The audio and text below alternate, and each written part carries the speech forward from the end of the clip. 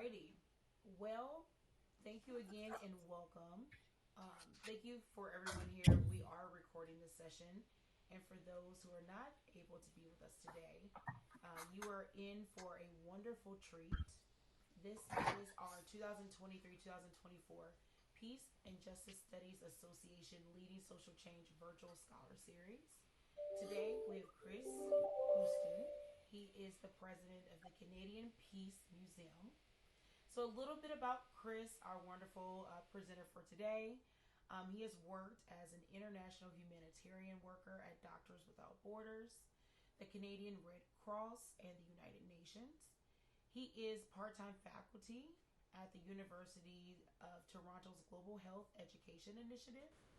Chris has governance experience at Doctors Without Borders Canada. Is it ALIMA Canada? Concord Conquer COVID 19, Humanitarian Partners International, and the Partnership for Maternal, Newborn, and Child Health. He is also a fellow of the Royal Society of the Arts. Thank you so much for accepting our invitation for the Road to Peace, the opening of the Canadian Peace Museum. You have the floor and welcome.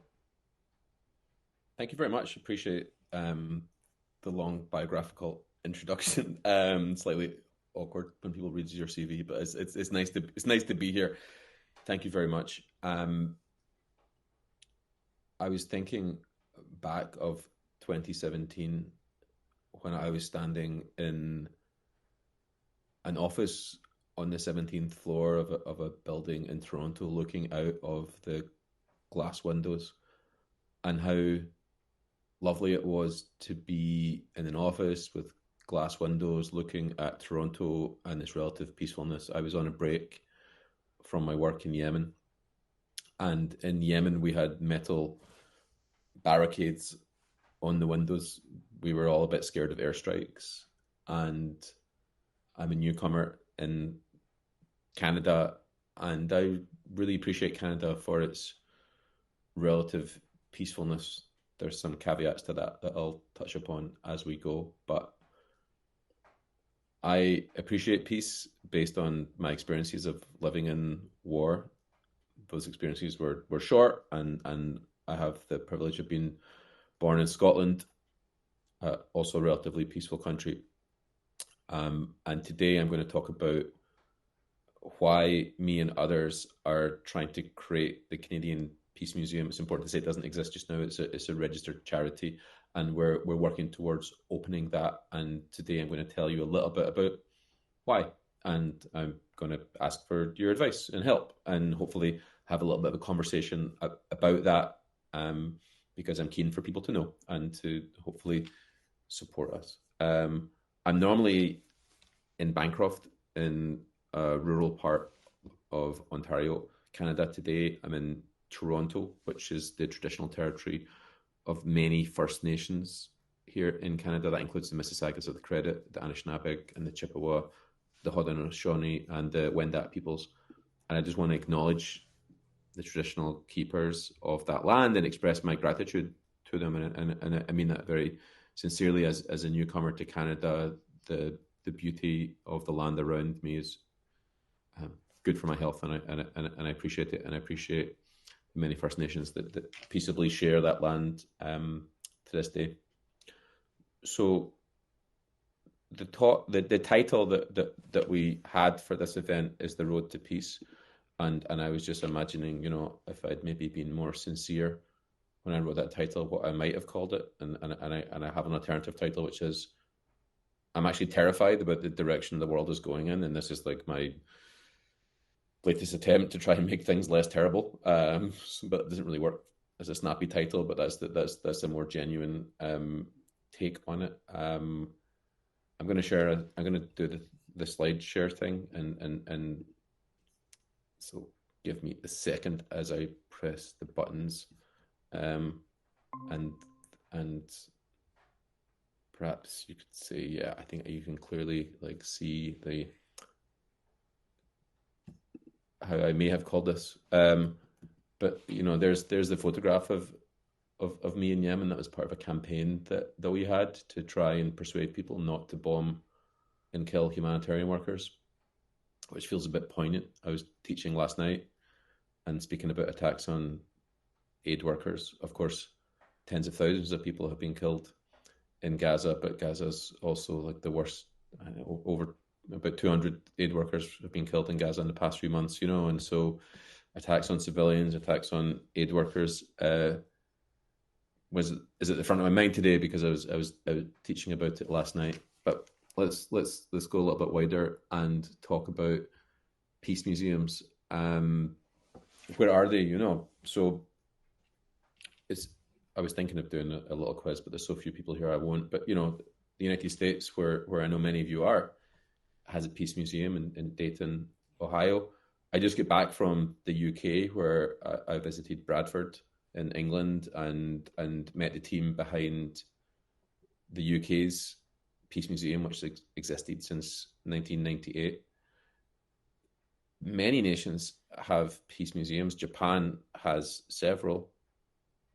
Canada doesn't, and I find that a curious fact, especially because Canadians perceive Canada to be a nation that is pro-peace and that pushes peace. I think that's open to challenge as well. Canada has a rich history of pro-peace work, and it has a history of being on the wrong side of things as well. And of course, the genocide of Indigenous peoples is front of my mind when I say that. There's been other examples of terrible events in Canadian history. Nonetheless, it has done a lot of good, and I just mentioned some things on the screen there. The attempt to end use and storage of landmines is the Ottawa Treaty. The efforts to combat or protect the ozone layer and protect it from greenhouse gases was the Montreal Protocol, which is a successful, endeavor, an example of where nations came together and did something good. Canada wasn't the first nation to declare the genocide against Rohingya peoples as a genocide, but it was among the first. I think that was a better moment in Canadian history after Bob Rae, the special envoy, was there, and I think that was good work. John Peters Humphrey was instrumental in creating the Universal Declaration of Human Rights. Canada doesn't host a significant number of refugees compared to nations that are more proximate to conflict, but is often a number one nation along with the United States in terms of the number of refugees that are resettled, and for many years in a row it has become number one. So that is a proud aspect of Canadian history, in my opinion. Lester B. Pearson is the only Canadian to have won a Nobel Peace Prize, and deservedly so, for his role in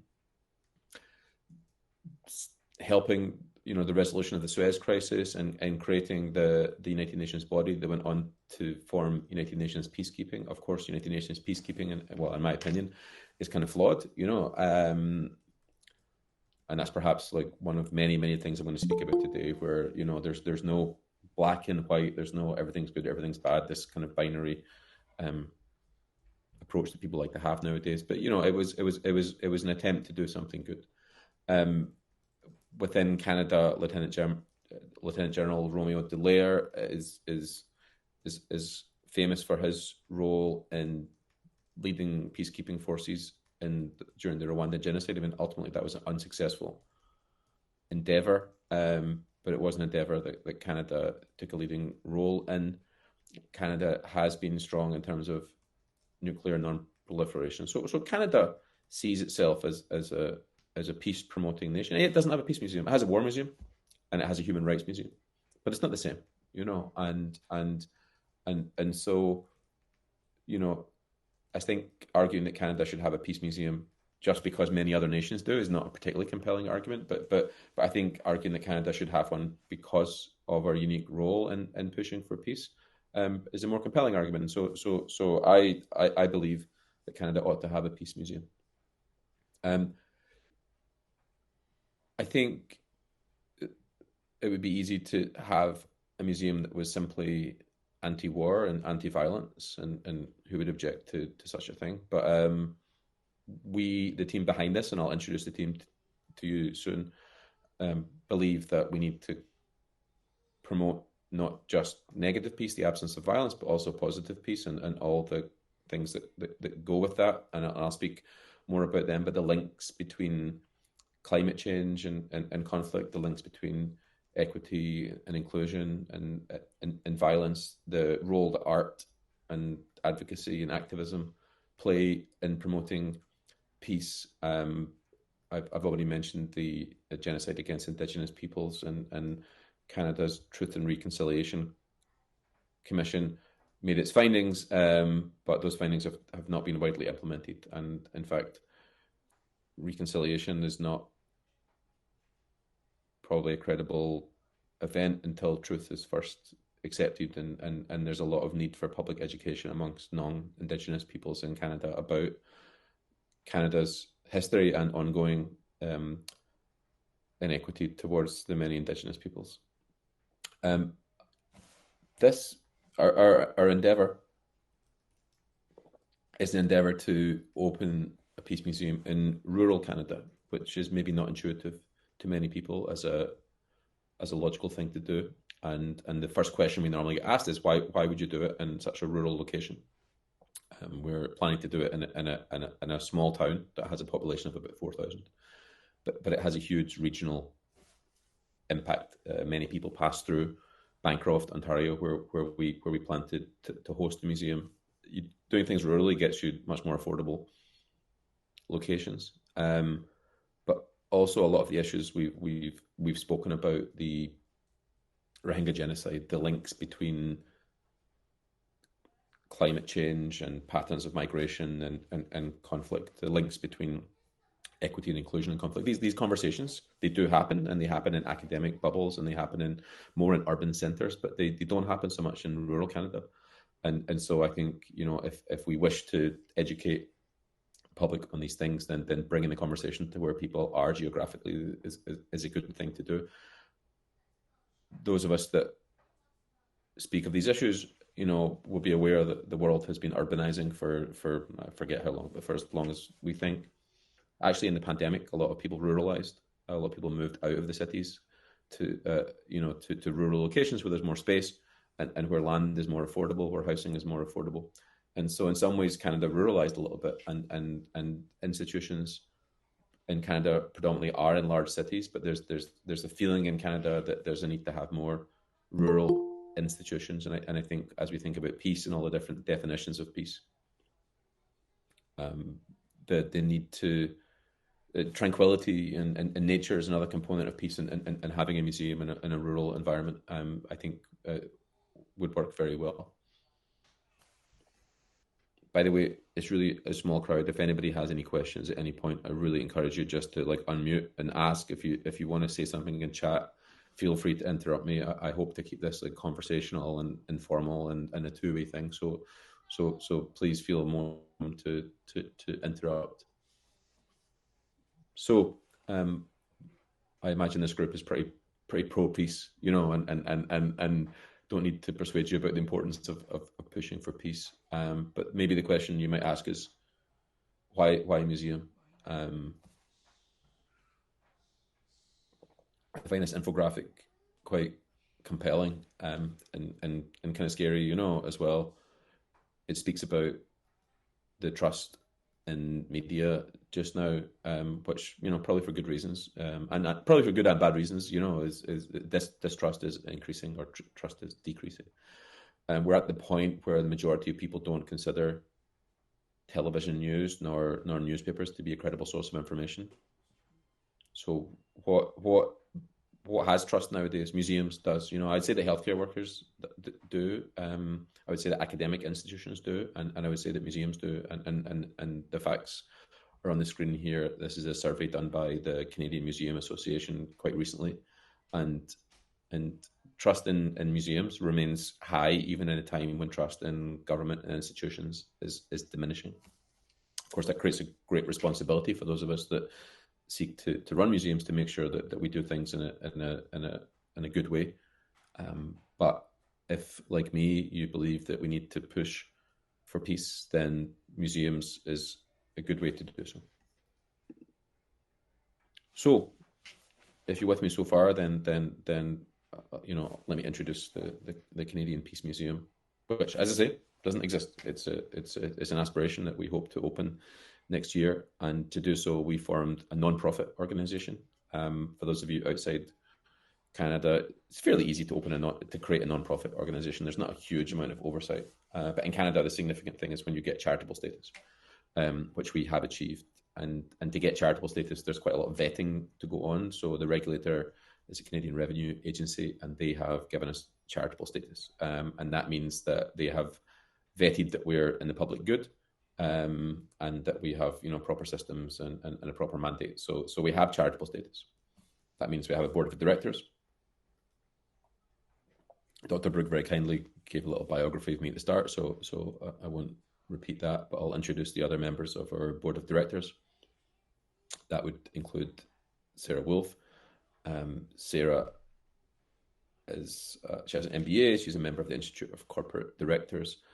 She's an academic and a leader that has set up a number of excellent organizations. I think of some examples, including Seventh Generation Midwives here in Toronto. I think of the Indigenous Innovation Initiative. Sarah's mother is a survivor of the residential school system, and so she has that lived experience of some of the issues that we spoke of earlier. Also on the board of directors is Dr. Anita Shug. Dr. Anita is Rohingya. She was born in Myanmar. During that genocide, she fled with her family and received her medical education in Ukraine. She's the founder of the Rohingya Medics Organization. She was a spokesperson for the European Rohingya Council. And so Dr. Anita also has that lived experience, and I'm proud of the fact that our governance structures, include people with lived experience. I find that something that's often lacking in contemporary organizations. We have a strong board of advisors that I'll briefly introduce to you. Dr. James Orbinski was the international president of Doctors Without Borders when it won the Nobel Peace Prize in 1999. He has an Order of Ontario, amongst a range of powerful accolades that speak to his humanitarianism and his advocacy around planetary health as well as human health. Our board of advisors includes Dr. Deji Aranrindi. Dr. Deji has lived, I believe, in 4 different continents. He's a psychiatrist by trade and an associate professor at the University of Kingston here in Ontario. Dr. Deji is a fellow of the Victoria and Albert Museum in the UK, and he was part of the team that founded a number of 2 smaller museums, the Museum of the Mind in the UK and the Museum of Healthcare here in Ontario. Dr. Samantha Nutt is a humanitarian and a physician. She also has an Order of Canada. She is the founder of a Canadian charity, actually multiple charities, War Child Canada, War Child United States, amongst them. So Estelle is academic. She has been a principal in all different levels of the Canadian school system. She's got strong affiliations to the Human Rights Museum in Winnipeg. Robert Hunter is the elected representative of the Kichiku Manitou Madaskarini First Nation, which is the First Nation most proximate to the location, and he's on our board of advisors with Ben Roswell, who's a diplomat by trade. Ben has been an ambassador and a deputy ambassador in Venezuela, in Afghanistan, in Iraq. And finally, on our board of advisors is Danica, who is a fundraising and finance specialist based in Quebec, in Canada. So we have a very solid team of people behind these efforts.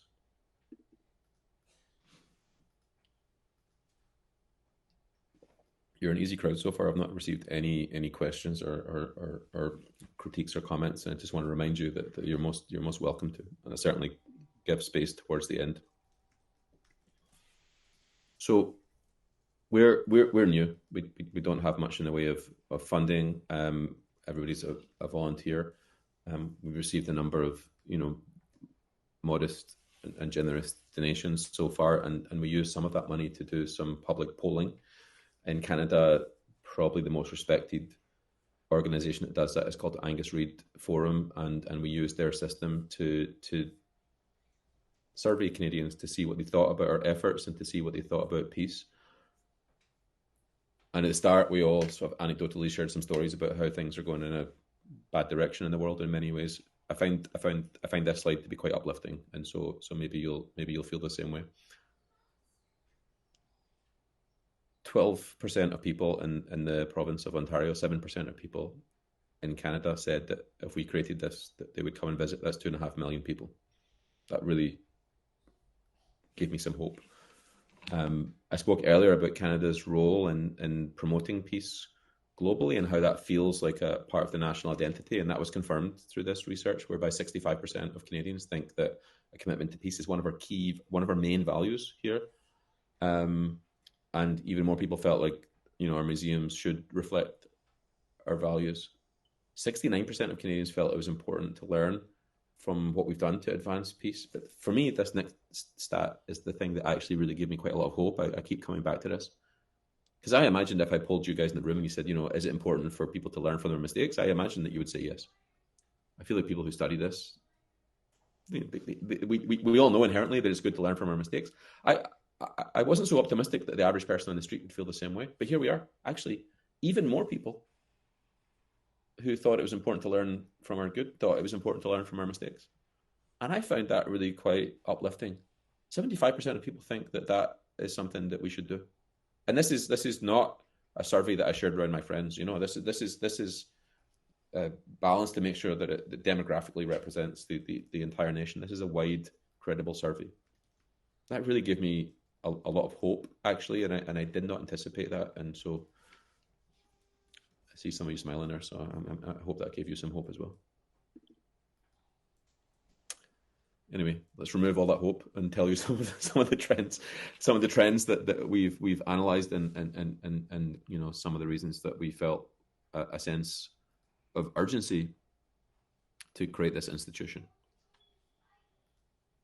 I've not given any sources because I think we're beyond the point of debating whether there's a climate change and extreme weather, but it's the consequences of that have become very clear to people in Canada just now. Last year, forest fires was a real thing.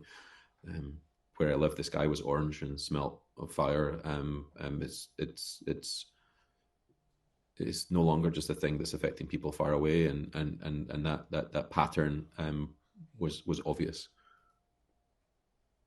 I think some of you might know the Uppsala Conflict Data Program and their very graphical website that I find very good for tracking trends. And I was a little bit startled when I looked at it most recently because the worst year on record for violent deaths was the most recent year that they have. So Rwanda would represent the worst year that they have on record, but 2022 was the second worst year they have on record. We don't have the data for 2023, but things are not looking good in terms of global deaths from conflict. Looking more nationally to Canada, both violent crime and gun crime are on the rise. Now, I don't want to overstate this. Canada is for the most part a peaceful nation, and these stats are not disastrous, but they are trending in the wrong direction, and that mimics some other trends here. I mean, Canadian perceptions of the world are that it's more dangerous, and it's going in that direction. And the Canadian Human Rights Commission has data that shows since the start of the pandemic that racism, anti-Semitism, xenophobia, and hate speech are on the rise. I think there's an abundance of data sources that show in the past few months that those trends are rising steeply. Anti-refugee sentiment, anecdotally, is on the rise here as well. I mentioned earlier that Canada is often the nation that resettles the most refugees. Not to be confused with it doesn't host the most refugees by any stretch of the imagination, but it resettles a lot. But refugees they're starting to be xenophobia and anti-refugee sentiment creeping up in Canada. Violent extremism is on the rise, and that's fueled by misinformation, and that's information from the Canadian Security Intelligence Services. That's like the Canadian equivalent of the CIA here. And my good friend Sanji Khanna published a document that is one of many that shows the rising mental health burden on Canadians, particularly since the start of the pandemic. So there's a lot of reasons that things are going in a direction that is quite concerning. The need to promote peace feels urgent, and it felt urgent when we started this in July, and it's only felt more urgent since then.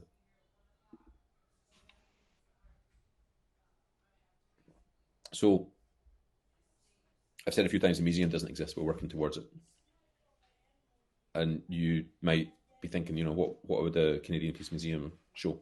What sort of artifacts might you have? And I'll give you some examples of the artifacts that we have been pledged so far.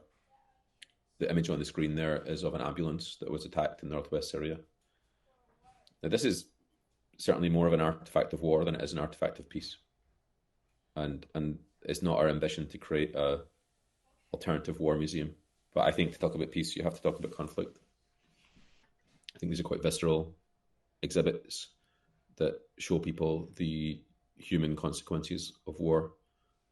They're also quite an interesting example because there's a lot of misinformation about what's happening in northwest Syria. And so I think this opens a conversation around violence against civilians, and how modern conflict is violent, but it's also a war of information. This is an airstrike warning system made by an American social enterprise called HALA Systems, and they use acoustic sensors and artificial intelligence to track attack aircraft over Syria and send warnings to civilians. The Smithsonian Museum has an example of this already, and we'll be the second museum to show that. So we got a story arc of violence, attempts to reduce violence. Those of you in Canada might have more chance of knowing about the story of Tariq Hadhad and his family who fled Syria and came to Canada.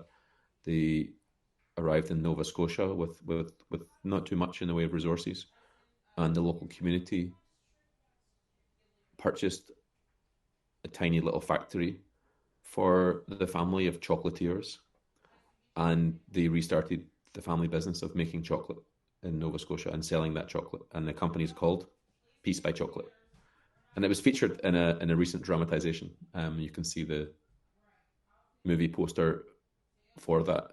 As such, quite a lot of people go to visit the original chocolate factory, and it's become a bit of it's almost like causing a problem. There's too many people going to visit it, and they wish to give us the original chocolate factory. And so you can see now the story arc of violence against civilians, attempts to reduce the violence, refugee stories, and community, which I think is a lovely story arc. And these are some artifacts that we've had promised already. The Nobel Peace Prize started in 1901. I've mentioned 2 Nobel Peace Prize winners since I started speaking today. Overwhelmingly, they were both men. Overwhelmingly, the Nobel Peace Prize has been won by men, which I don't think really represents the burden of work that falls on women in terms of responding to the violence and pushing for peace. And the Peace Women Across the Globe organization in Geneva decided they would try and do something about that, and they nominated 1,000 women for the Nobel Peace Prize. And what you can see on the screen there is an exhibit that they made that featured those 1,000 women. Each of those cards is a profile of a different woman peace advocate. And you can see images there of them taking that exhibit to different forums and pointing out the inequity in the Nobel Peace Prize, pointing out the inequity in terms of the work that women do to try and have a more peaceful planet. And when I did a talk like this in the past, one of the responses to that was for them to reach out to us and ask if we would like to have that exhibit. And we're proud to have received that last month. And that is an exhibit that will show sort of the intersection between gender and peace. On the left is images of some of the postage stamps that Canada Post has agreed to donate to the museum. They promote peace. On the right is a peace dollar, which is a coin made by Canadian Royal Mint that they do to promote peace, and both Canada Post and Canadian Royal Mint are on board with helping us show symbols of peace. When I was in the Peace Museum in the UK, their collection is dominated by posters, protest posters and banners, and I sensed a willingness from them to sort of lend us some of their duplicates there, to help people understand, activities they can take to promote peace in their own space. So this is my last slide, and after this, I'll pause and hopefully take some questions, or maybe just have a conversation. But I think what I've said today is I've conveyed my belief that there's an urgency in promoting peace, and this is our attempt to do so in Canada. Peace is needed. Polarization feels extreme, and I see it looking even more extreme as I look south of our border here, and I hope that we can not replicate that here in Canada, and I hope that we can find ways for people with different political opinions to bring peace between them. I wish for us to promote peace and all the things that drive and hinder peace, including, a healthy planet, the role of art, the need to have truth and reconciliation, as it relates to the relationship between Indigenous peoples and non-Indigenous peoples in Canada. And if you're with me so far, and you're wondering, what our next steps are, it's funding and fundraising. We're looking for institutions and philanthropists to support us financially. We're looking for artifacts, and I think the people on this call might be a great audience of people to highlight that to. If you're aware of artifacts that you think anybody may wish to donate to us or lend to us, I really welcome your advice on that, and I welcome any introductions that you might wish, that you might have. And we're also just looking to raise awareness. The reason I so enthusiastically accepted Dr. Moreland's invitation today was because we want people to know about this, and we want people to support us. If you'd like to know more, well, of course, you can ask questions here, for those of you in the room, and I think this will be a recording that will go online as well, and so you can contact us through the website as well. That website has a contact us form, and we respond promptly to suggestions. And if anybody wants to stay in touch, then we're on most social media channels, and the Peace Museum's handle tends to be, as you see it on the screen there, and my handle tends to be there as well. This is the end of my presentation. Thank you for joining. For those of you that are watching this after the event on video, thank you for watching through to the end. And I really welcome questions, comments, feedback, critique. I have a question. Okay, so you had talked about how museums are a positive resource, which obviously, I agree. I can't speak for other people. But you said that Canada is known for being peaceful, which, when I think of Canada, that's probably the very first qualitative theme that comes to my mind. And even in school, you would be surprised, in elementary school, middle school, and throughout high school, Canada has really had these peaceful roots. But you had mentioned that Canada is trending in the wrong direction. I wanted to just know, in your mind, what are really top 3 themes of why you feel that Canada is trending in that negative way? Obviously, even if you felt that it was not trending in a negative way, I feel like a museum would be an awesome idea to preserve history, right? To be able to, for future generations, for them to see just really the artifacts that really, really support Canada in this way to then further facilitate, right, peace and justice studies. So that would be my question. It's a really good question, and I thank you for it. I'll give you my opinion on it. The stats I gave you were quotes from reliable sources, and now I'm going to give you an opinion, which is nothing more than that. But if you'll accept my opinion on it, then you said three. I'm going to say I hope it's okay if I give you four, because Oh, I that's think fine. there's four things that come to mind. Mm-hmm. Um, I think that the impacts of the pandemic on our well-being were very real. I think the isolation, the confusion, and the fear, I think has brought out responses in people that are not good. I think that coincides with a number of other things, which include the prevalence of misinformation and disinformation online. I think that political and nefarious use of misinformation on social media has pushed people towards sometimes blaming the wrong things, whether it's equity seeking groups or migrants or created sentiments online that are unhelpful. I think the way we use social media, or maybe it's even more accurate to say the way that social media uses us, um, in terms of incentivizing the most extreme of positions, or amplifying content that's really divisive, is a factor. And I think as biological beings in a complicated world, we're a little bit too drawn towards simple narratives. Everything's good, everything's bad, this person's good, this person's bad, and we struggle, like complicated nuance, and yet most things are complicated in nuance. So in summary, I think my opinion is the consequences of the pandemic, the way that social media is used, our desire for simple solutions to complex issues, and the prevalence of misinformation and disinformation are all factors that have led to this. And maybe just global economics, but I don't know if that's separate or connected to this. That there's this sort of economic slowdown, and we feel that. And I think also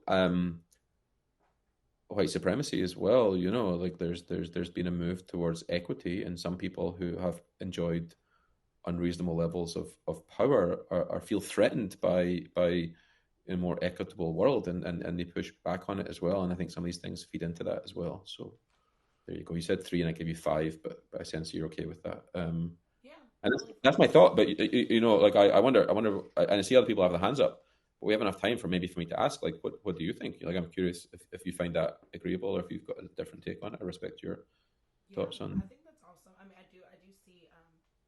Is it Tamara and Michelle? If you want to entertain our presenters' proposition. Um, Hi, sorry, did you call on me? Oh no. All right. Well, Oh, Chris, he had mentioned he had given us five examples of why he feels that Canada is moving in like a negative direction when it comes to, well, the traditional thoughts of Canada being a peaceful place. And so being that I'm in the United States, I definitely was interested in asking, well, what were those themes that are emerging that's causing it to go in the opposite direction? So, and then you posed, Chris, that you would want us to kind of contribute to kind of ideas of what we also thought, correct? Yeah, I just wonder if you agreed with my analysis. It's interesting because I know that most of you are in the United States, and I think compared to the United States, Canada is probably feels more peaceful, and it probably feels like it's done more to promote peace than the United States. But I think that's an interesting dilemma for Canadians. Like comparing ourselves to the United States is not always the best benchmark. Like I not as bad as United States. Is not a good way for Canada to try and frame itself. But that's, of course, geographically how we tend to do so. Anyway, I'll stop talking and let the chair decide, who goes next. I think Tamara had her hand up first. okay. Thank you very much, Chris, for your presentation and also for your important leadership on establishing a peace museum in Canada. It's certainly very needed. And maybe just to say something quickly about myself, I'm a PhD candidate at the Balsillie School of International Affairs at Wilfrid Laurier University, and I'm a long-time environmentalist and peace activist. And I lived in near Leeds for 2 years, and I did one of my master's degree at the University of Bradford and went to the Bradford Peace Museum. And I know Peter van den Dugen, who is, of course, kind of considered a father of peace museums, and has written an important book about peace museums. So I'm, very supportive of your efforts. I do just want to mention that when the War Museum in Ottawa was establishing, was renovating and building a new building, there was an effort by the peace movement to call it a War and Peace Museum. And the advocacy that we did at that time, about 15 years ago, the federal government was not interested. So the federal government was not interested in promoting that theme of peace in the creation of the new building for the War Museum. And then just to say, to answer Brooke, your question about why Canada isn't very peaceful, I would like to say that one of the reasons why is because of our close defense relationship with the United States and our membership in NATO and our membership in NORAD. Just 2 weeks ago, the federal government released a new defense policy. We are massively rearming ourselves and militarizing. We have, increased military spending by 95% in the past decade. And we don't, the federal government in, the new policy has nothing about peace or peace building. It's not a priority for the federal government, and it hasn't been. It hasn't been. Peacekeeping is not even a priority for the federal government. But Chris, and then just another comment to say, you said something very important in your presentation about truth and accountability. And you spoke about it in the context of truth and reconciliation with Indigenous people. This also really needs to apply to Canadian foreign policy. So we're not doing a very good job as a country scrutinizing our role in the world and having an honest dialogue and an honest assessment and evaluation of what Canada's done in the world. So, for instance, 25 years ago, we helped NATO bomb illegally the former Yugoslavia. And, we have our role 20 years ago in overthrowing the democracy of Haiti. And then that goes to my concern about, for instance, Ben Roswell being on the board of your Peace Museum, and his role in supporting Canada's combat mission in Afghanistan, and also supporting a regime change operation in Venezuela that thankfully did not succeed. But my question is, because I'm not aware of this, and I'm just wondering, if you've made any overtures to the peace movement in Canada, or to very well known and long time anti-war and peace groups about your efforts, because I'm just not aware of any consultations with those groups, and I was just wondering if you were able to reach out and talk to the active peace movement and peace groups in the country. Thanks. Thank you for your comments and questions. I met Peter last week for a coffee in Bradford, and we ended up hanging out for about 5 hours and going for dinner, and got an extraordinary amount of advice from him. The director of exhibits, Glenn Ogden, at the War Museum, and the CEO were very gracious to host me in Ottawa a few months ago, and have been offering us advice and support. With regards to our composition of the advisors, I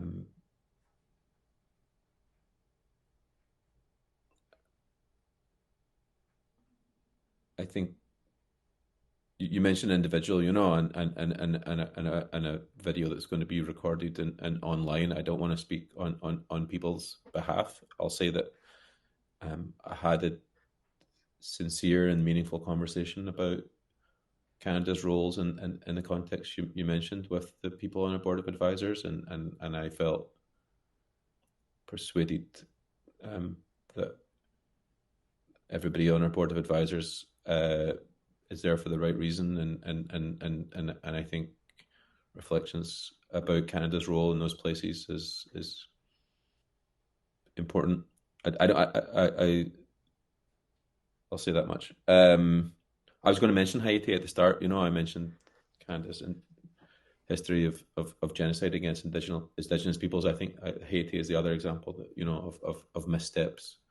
But to your main question, I think there's loads to be done in terms of connecting to that peace movement. And if you've got any suggestions, I really welcome them. But we're in the challenge we have just now is we're all doing this off the side of our desks, and networking takes time, but I wish to build them as much as possible, and I hope maybe we could connect and take your advice on that.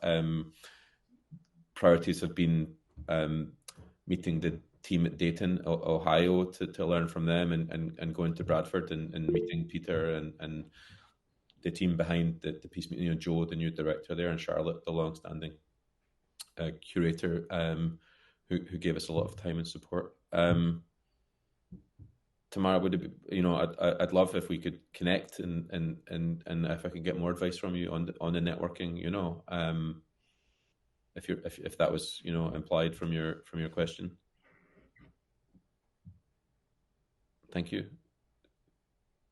I know Michelle's been waiting to ask. I don't know, Tara, if you find my answer satisfactory or not, or if you had more to say. Couple things. Initially, I was thinking, Brooke, about when you talked about this image of Canada as a peaceful place kind of thing. And when I think of Canada, I think about colonization. And I'm a post-colonial theorist. I think about everything in terms of colonization.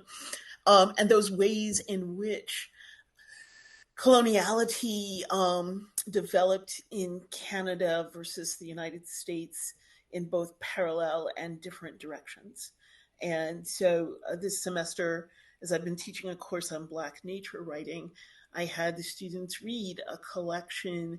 It's called The Refugee, and they're narratives by fugitives and freed people who fled the United States and went to Canada. And in some ways, the most interesting commentary is the commentary by the collector who put these together about the ways in which these people were received in in Canada, and his real motivation is why, if the United States of America is this democracy and this beacon of freedom, why are people running away? It seemed to me like the answer was obvious, but that's neither here nor there. So that was part of it. I'm really interested in the thought processes that led you to think about locating the museum in a rural area. And I say that comes out of a very specific interest on my part, in that I'm very interested in grassroots storytelling, and that have been on and off on the board of our local Underground Railroad educational system, house and educational system. I helped restore it. I serve as a docent in appropriate Civil War era clothing. And one of the things we've done at the grassroots is, it's now like 15 years into our history, every third grader in our greater area comes to visit the Haynes House and hears the story of the Underground Railroad and of in the history of enslavement in the country. We are beginning to attract large numbers of homeschoolers who are bringing their students. We've gone from being open, at least having an open house 1 weekend a month, to having tours scheduled every week, every other week. I'm struck by, and I'm wondering if part of your thinking was in that the opportunities in a kind of regional location to make connections with public schools, homeschoolers, that kind of grassroots effort at peacemaking that is sometimes overlooked. So that was my second thought. My third thought was the need to link peace to equity, climate, art, truth, and reconciliation. Yay! Blow it up, embroider it on a pillow, wear t-shirts with it. And then lastly, I didn't introduce myself. Brooke and I know each other from being on the board of the Peace PJSA, which is a bi-national American-Canadian group. And maybe you know, maybe you don't know, our annual meeting this year is going to be in Niagara, at Niagara University, and I really hope to see you there and to see a presentation. There's still time to submit something, because I think that would be a really interesting addition. The organizers have made a real effort to make connections with the Indigenous people in the area and the region. The theme is about interconnection, and I think, at least in terms of your presentation, you clearly get the intersectionality of peace with just about everything else that's happening right now. And that way in which, I won't say that it's the rise of white supremacy, I think it's the veil that's been concealing white supremacy for a long time has been ripped away because of the pandemic, because of global economic crises. You know, that there is that great saying, if you've always had privilege, equity feels like oppression.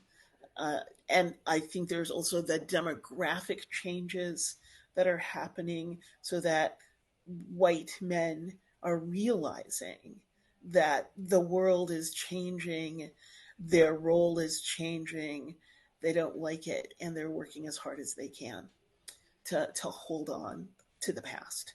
So those are just my comments. Thank you for the presentation. You did give me a bit of hope for the day, which started with my students wanting to talk about demonstrations at university campuses around the country, and the really kind of draconian we'll arrest you, expel you, and just generally shut you up response. I'm watching that with interest and sadness. I'll try to answer your points. I am a member of the Peace and Justice Studies Association. I'm good friends with Dr. Wim Leven, who came to. I've been friends with him for a long time. And he encouraged me to join and to come to the Niagara event. I'm registered. I didn't submit something to speak, but maybe I will based on what you said. There's still time. The deadline is May 1st. Okay. Having not been to it before, I was kind of like nervous. I'm like, I don't know exactly what I should present. Is it just something like this? You know, like this is what we're doing. Yeah. Please support and advise us. Yeah. You know? Yes. Yeah. Okay. Yes. And then, you know, why rural? I've written down. I've got like a 7-point answer for you there. The time is sort of up. I'll go as fast as I can. Nothing. I have an accent, and speaking fast is usually unhelpful. But like, why Bancroft? Okay. Firstly, compared to Toronto, it's about hugely more affordable to buy or rent property there, and that's important as a startup charity, and it's important because the geography is only like maybe 50% of it, because a lot of stuff was online, right? So if you're going to be online, then it doesn't matter where you are geographically. So there's that's like one part of the answer. It makes economic sense for us. Secondly, there's a push in Canada and funding opportunities also, like to advance institutions rurally. There's a desire amongst rural Canadians to have institutions there. There's a discomfort with the extent to which our nation power is centered around, you know, big cities. Third point is that the local municipality and the local First Nation have both expressed strong enthusiasm for this. When I tried to push things in in Toronto, I get no responses, and the local municipality is about to be our biggest donor. Robert Hunter from the Kitchiku Manitou Manasqueran First Nation is on our board of advisors. Like, there's enthusiasm, and I appreciate that. Bancroft is a tiny population, but over 6 million people pass through it every year on their way to Algonquin Park, which is a notable, epicenter of tranquility and beauty in Canada. And as I sort of alluded to earlier, these conversations are happening in certain circles and they're not happening in rural Canada. And I think, we could do it in Toronto and speak to our friends and preach to the converted, or we could actually try and have conversations where I think they're more needed. Bancroft's lovely. It's beautiful. It's serene. Like that component of peace is there, and it's a nice place to do it. If we did this in one of the big cities, we might be like the 57th most interesting tourist attraction there. And if we do it in Bancroft, I think nature is always going to rank higher than us, but we might be one of the most fantastic indoor things to do. So that was the reasons. And then you had 4 points, and I was too busy trying to get my answer to some of them that I'm sorry, I don't feel I've answered all the points. Can you tell me where there's gaps in my answer, and I'll try.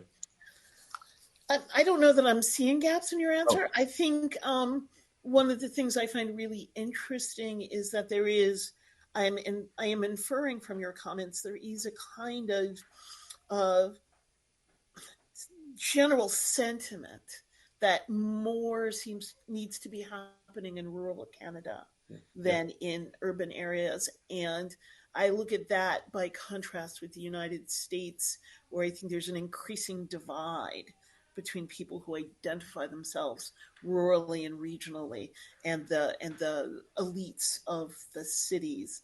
And that divide has been a kind of niche into which we at the Haynes House have been able to insert ourselves and develop this literal, we're in Alliance, Ohio because the Haynes family were avid abolitionists, and their home was a station on the railroad, and we were able to afford, as a not-for-profit, to buy the house and restore the house. And so the economics of it, but this idea of undoing or thinning, breaching the divide between the rural and the urban, between the Midwest, although where I am in Ohio isn't really the Midwest, but the Midwest as opposed to the two coasts. That strikes me as another aspect of peace work. Yeah, that your location is really significant for. I agree with you, and that sort of like tension between rural and urban Canada, I see that and I feel it as well, especially as somebody who, when I was a newcomer, came to the urban centre and then moved rurally. I see that. I kind of have I'm unfortunately not kind of like neither Canadian, and I didn't mention it earlier because I don't want to add to that polarization. I'm trying to be like a force to be the opposite of that, but I see that as well. That tendency is here. I feel like most of the trends that we see in the United States sort of are bubbling up in Canada. I always feel like we're slightly like a few years behind most of the social trends, and I'm hoping to interrupt some of those social trends with this endeavor a little bit because I don't think I think it's just another polarization, another fracture in society that is unpeaceful. Well, I look forward to seeing you in Niagara. I'm going to be at the conference. You will see me there. I'm definitely coming. Yeah. Lim's a friend of mine too. We have a standing practice of drinking whiskey together the night before things start. So I will, on his behalf, invite you to join us. Well, I hope it's Scottish whiskey. Yes. I'm sorry. I hope it's Scottish whiskey. You're probably thinking, what other type of whiskey is there? But just well, there is bourbon, but it's another class all itself. Scotch. Thank you. It's good for the home economy. It's not good times back home. Thanks for the economic boost to Scotland. Appreciate that. I'm here. I do my best. I've enlisted my entire extended family. Their gift of choice now is either a book or a bottle of scotch. I did some duty free. I just, so anyway, I am a fan of both the Glenfiddich and the Glenlivet, and the Ardbeg, and the whole list of. My husband's a carpenter. He built me a Scotch cabinet, and it's pretty full. So we're going to be friends. But yeah, I mean, really, Brooke can attest. We all gather in that first evening before things get started. We and drink scotch. And since I'm going to drive, probably, I might just bring some scotch with me. Because, what they charge you in bars is ridiculous. I accept all of these invitations that But I do thank you for today. I really appreciate learning about the museum and meeting you virtually. And I look forward to meeting you in person and drinking scotch with you. Can I have one more question? Sorry. Go ahead, Anne. Is that okay, Chris? Absolutely. I'm here. I can take as much time, especially as the conversation turned to whiskey drinking. I'm down. So can I have one more question? Anna Hamling. I don't want to show my face now. Anyway, I am in Europe right now, and I couldn't hear everything that you have said, Chris. I live in Canada, in Atlantic Canada, in Fredericton, which is a kind of small city. And there are many universities, and actually I teach courses on nonviolence. And I did not hear you. When is our museum going to be open? I mean, or your museum? Whenever I get enough money to do it. We're aiming for 2020. I'm aiming for 2025 because we have to have, in order to fundraise, we have to have a plan, and people won't give us money until we have a plan. But it's a bit of a chicken and egg situation, to be honest. I can't guarantee it's going to be 2025, but but that's the plan. But if somebody gives me, significant sums of money sooner, then it'll be sooner. And if I fail in the fundraising, it'll take longer. But any philanthropists, then tell us. Okay. And do you already have like a collection of paintings, for example, for the museum, and photography? I find like visual art the best, to be honest. Because of course I'm very interested in, connecting my students with the museum, because the awareness is the key for my darling students. I mean, the honest answer to your question is no, we don't have a collection of those things. I have also a catch-22. I need to get the building before we can start, holding things. And so I'm only I'm only casually inviting artifacts because we don't have the ability. Anything that requires care, we're not ready to receive yet. So that's my chicken and egg. Having spoke to many leaders of museums, they usually have 90% of their stuff not on display, and there's a huge appetite to lend us things to display. And so once we get the building, it'll be quite easy to borrow collections and artifacts. And I can't in good faith really offer to hold too much, until we have the building. So it's a constant effort of juggling the awareness, the government relations, the governance structure, and the fundraising in the building before we can really get too deep into the artifacts. Yeah, that's right. Yeah, that's always a problem, funding, but we'll get there somehow. Maybe in this video goes out, the Scottish whiskey companies will see the great promotion we've given them, and I'll have to think about the ethics of taking sponsorship from an alcohol company. But that'd be a nice dilemma to have. And that's actually, thank you very much, Chris. Great presentation. I was just wondering, did you say that it will be recorded? I would love to share your presentation with my students in September, if it is at all possible. It's possible, but you should edit out the alcohol chat probably. Yeah, I will do that. It is. I recorded the talk And yes, I will do that. I will edit that out for I have sure. two versions: one for the Scottish Whisky Association, the convention, and one for the academics. I do have a quick question before we do conclude. So, I actually am in Indianapolis, Indiana, which is like about 3 hours from Chicago, if you're familiar with just regions in the United States.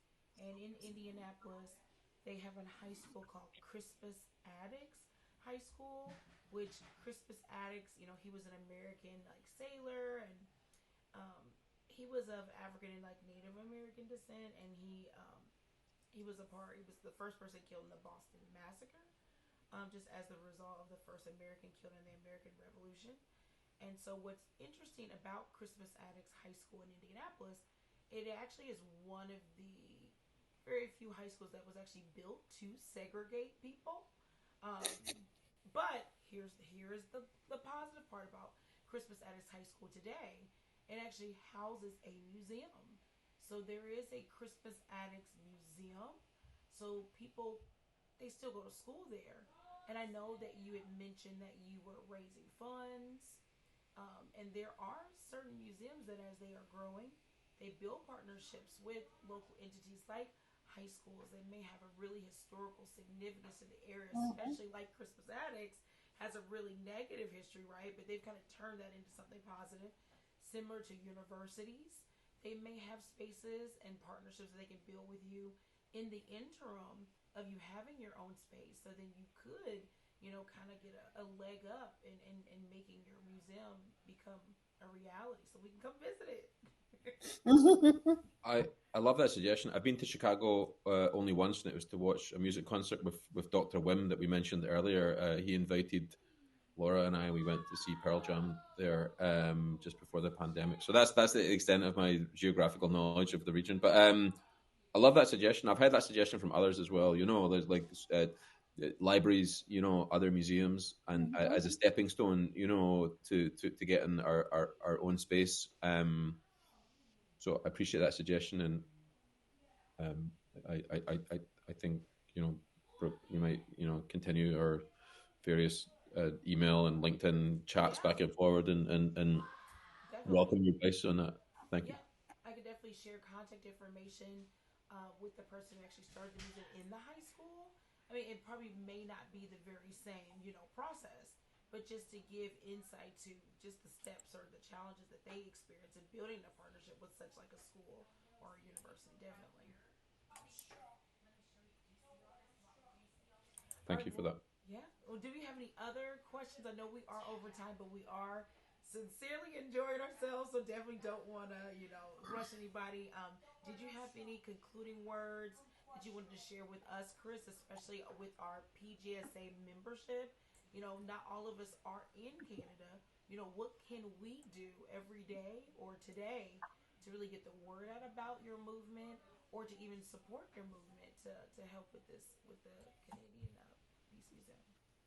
Well, I appreciate that question, and I'm just going to put my last slide up again, which highlights our website, and it highlights our social media handles, and I suppose, if any of you happen to be major philanthropists that wish to donate, that would be great. If you're not, then you could get the word out by, yeah. I don't want to make any assumptions, but your laughter sort of is a good answer, Anna. The social media, you could boost us online. You could share stories about us. Our website and our digital presence is there. You could invite us, as Michelle did, to events.